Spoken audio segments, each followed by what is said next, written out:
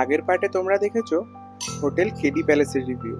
এই ভিডিওটাতে থাকছে রাতমোহনা ধারাগিরির মতো ফলসের অভিজ্ঞতা, আর সঙ্গে সঙ্গে সিদ্ধেশ্বরী মন্দিরে ওঠার ছোট্ট একটা ট্রেকিং এর এক্সপিরিয়েন্সও।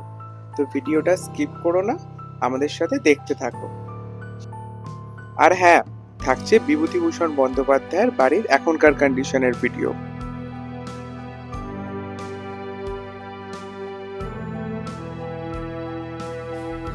তো আমরা এসে গেছি গালুদি ব্যারেজ। দেখতেই পাচ্ছ এখন জল একটু কম আছে, বললো জল নাকি আরো বেশি ছিল কালকে। বেশ সুন্দর একটা, আর তারপর দূরে দেখতে পাচ্ছ পাহাড়। এখানটায় ভিউটা খুবই সুন্দর, অসাধারণ ভিউ।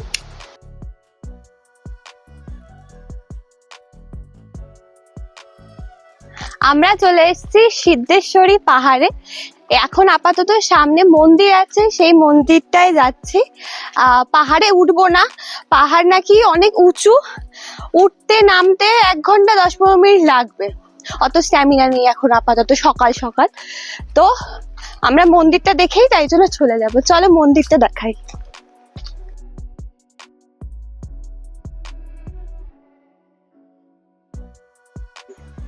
এখান থেকে আর 460 মিটার মন্দির, কিন্তু মন্দিরের যাওয়ার আগে এখানে এন্ট্রি করে নিতে হবে। একটা কুপন দিয়ে দিচ্ছে, যতজন ইচ্ছে আসতে পারো, 30 টাকা অনলি। এখানে জাস্ট নাম, ফোন নাম্বার, অ্যাড্রেস এন্ট্রি করে 30 টাকা দিয়ে এবার আমরা উপরে যাচ্ছি।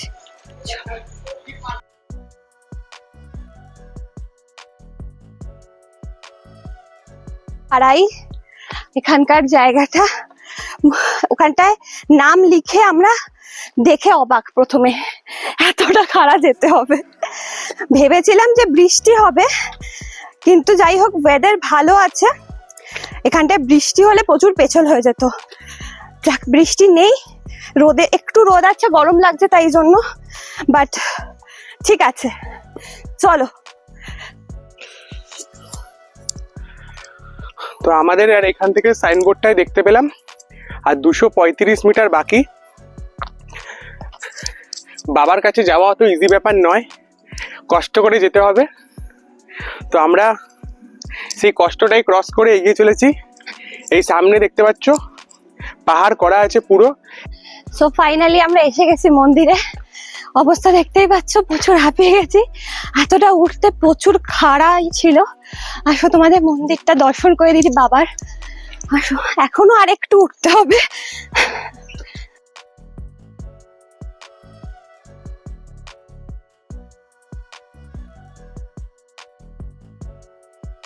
এতটা ট্রেকিং করে ওপরে এসে মহাদেবের দর্শন পেয়ে আমাদের মনটা যেন সত্যি শান্তি পেল। এরপর যেটা উপরি পাওনা আমরা পেলাম, ঠাকুর মশাই হঠাৎ করে আমাদের বললেন, তোমরা কি পুজো দেবে? আমরাও সঙ্গে সঙ্গে সুযোগ হাতছাড়া না করে পুজোটা দিয়ে ফেলেছিলাম।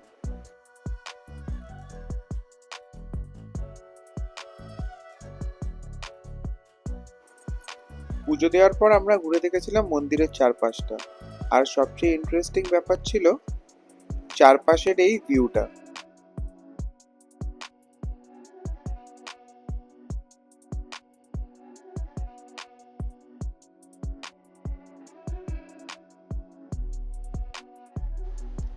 তো আমরা এসে গেছি সুবর্ণরেখা নদীর সামনে, যেটা তোমরা দেখতেই পাচ্ছ।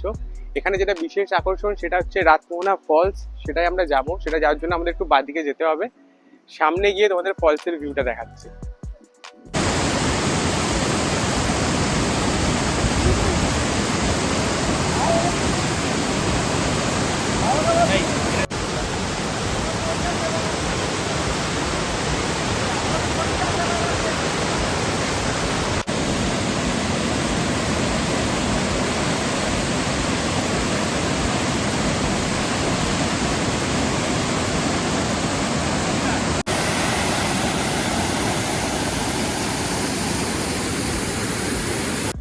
আমরা এসে গেছি বিভূতিভূষণ বন্দ্যোপাধ্যায়ের বসত বাটিতে।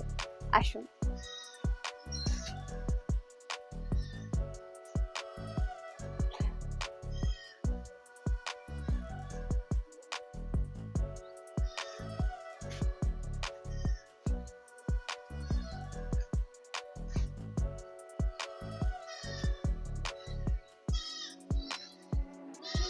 ঢুকতেই ওনার এখানটা একটা বেদি করা রয়েছে, ওনার জন্ম মৃত্যু দেওয়া রয়েছে তার সাথে।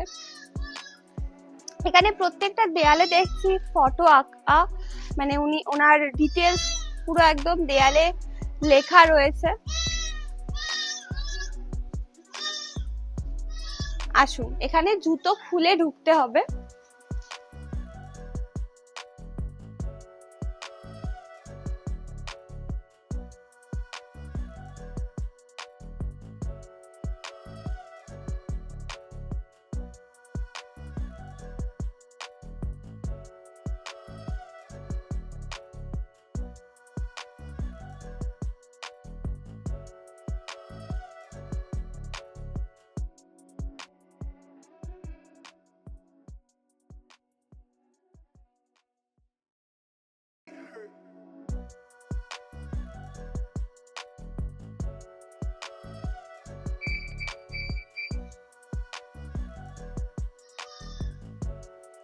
বাঁশের কলম দিয়ে লেখা এগুলো।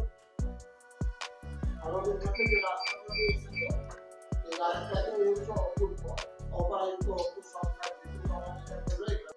ওনার বাড়ির ঠিক পাশে একটা স্কুল আছে এখানটায়। আজকে স্কুলটা ছুটি, শনিবার বলে। তো এখানটায় যে কেয়ারটেকার আছেন উনি বললেন যে স্কুল চালানোর জন্য একটা ছোট অনুদান যদি দেওয়া হয় খুবই ভালো হয়। আর আপনারাও যদি সাহায্য করবেন, আসবেন এখানে যখনই সাহায্য করবেন, তো আরো উন্নত হবে স্কুলটা। এখন যা জানতে পারলাম যে এখানে 1 সেপ্টেম্বর থেকে এই বছরে বাংলা আর উড়িয়া লেখা শুরু করছে, এর আগে ছিল না, আস্তে আস্তে বাড়বে। বেশ সুন্দর জায়গাটা।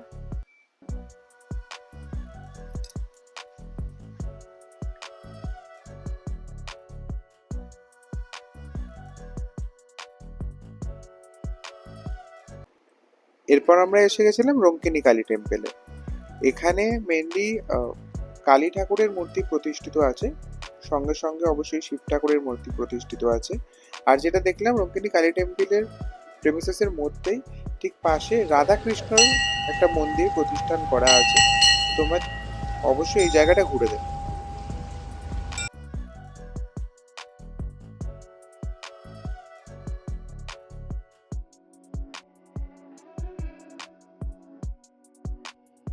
আমরা চলে এসেছি চিত্রকূট টেম্পলে। অনেকটা এখানে দেখছি যেতে হবে, আমার আর এনার্জি নেই যাওয়ার। অবশ্যই এখানে সিঁড়ি দেওয়া রয়েছে, তো এটা একদিকে ভালো জিনিস। তো দেখা যাক যে কেউ যায় কিনা, তাহলে আপনাদের দেখাতে পারবো, না হলে সরি দেখাতে পারবো না।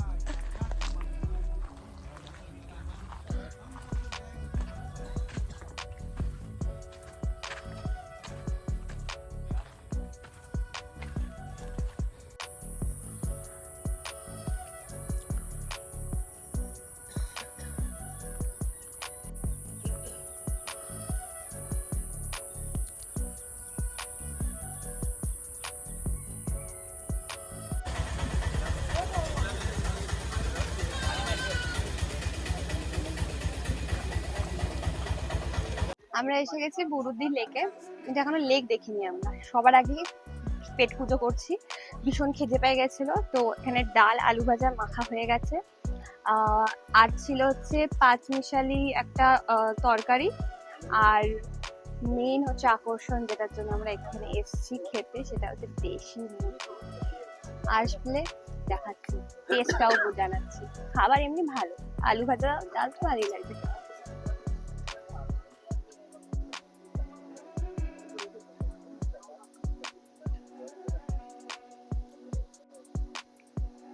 দেশি মুরগি চলে এসছে, ঝোলটা তো দেখে হেভি টেস্টি মনে হচ্ছে, খেয়ে দেখি এবার।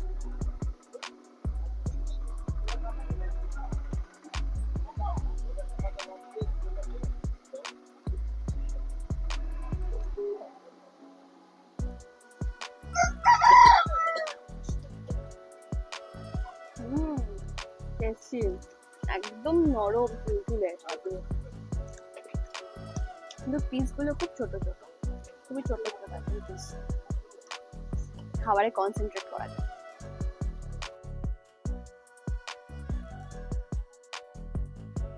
তো সুন্দর লাঞ্চ করার পর, দেশি চিকেন দিয়ে লাঞ্চ করার পর আমরা চলে এসেছি বুরুদি লেকের সামনে। এখন দুপুরবেলা 2:30 বাজছে, তো ফলে রোদ অনেক আছে, কিন্তু সেটা বুরুদি লেকের সৌন্দর্যটাকে একটুও কম করেনি, বরঞ্চ আরো বাড়িয়ে তুলেছে। এখানটায় বসে আর কিছুক্ষণ আমরা টাইম স্পেন্ড করব। তোমরা ততক্ষণ এখানকার সুন্দর ভিউ দেখে নাও আর দেখে নাও কিছু সিনেমেটিক সং।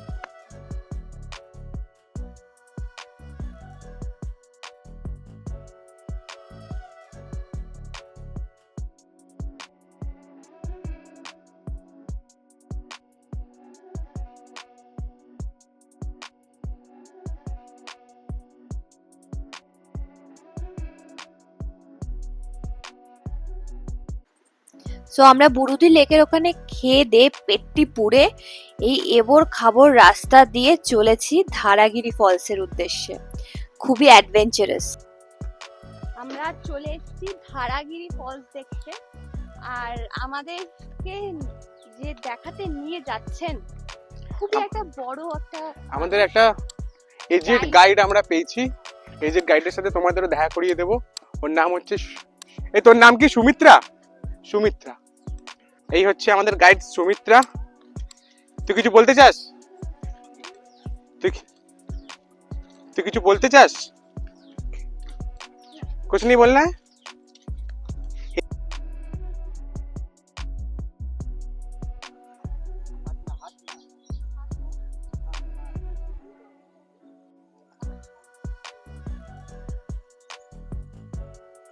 ফাইনালি আমরা পৌঁছে গেছি ধারাগিরি ফলসে।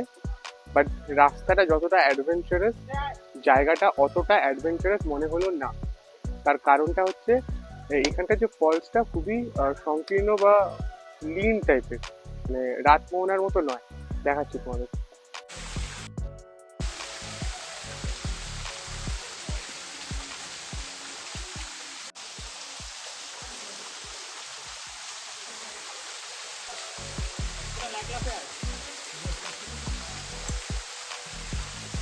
তো গাইস, আজকে আমরা সারাদিন যেরম ঘুরলাম আপনারা দেখলেন পুরো ভিডিওতে। তবে আজকে আমরা এনার গাড়িতেই ঘুরেছি।